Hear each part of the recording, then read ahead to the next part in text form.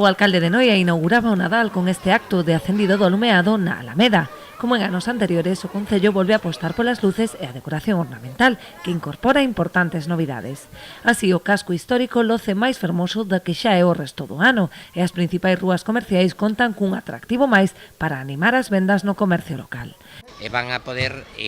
ao igual que en anos anteriores, disfrutar de unha serie de novidades nesa decoración ornamental, tanto na Praza do Tapal, como na Praza da Constitución, no Curro, na zona próxima á Tasca Típica, Calle do Comercio e demais, aquelas zonas do Concello que teñen unha maior actividade comercial, vanse a ver engalanadas con esa decoración ornamental que o que busca é crear expectación, crear unha ilusión a todos aqueles que visitan o casco histórico e fundamentalmente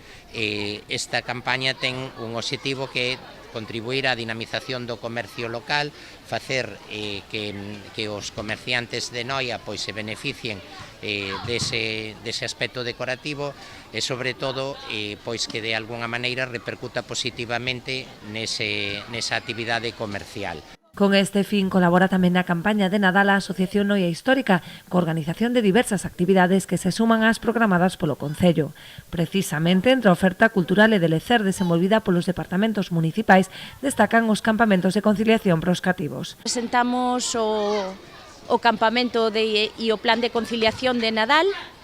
e que a partir do vindeiro luns, ás 9 da mañán, poderase iniciar o prazo para as inscricións dos rapaces. Esta iniciativa está dirixida a nenos de 3 a 12 anos e desenvolverase entre o 23 de decembro e o 4 de xaneiro. As actividades terán lugar entre as 10 e as 2, pero ofrécese o servizo de madrugadores a partir das 7:30 da mañá e de recollida tardía ata as 3 da tarde, para facilitar así a conciliación das familias neste período non lectivo.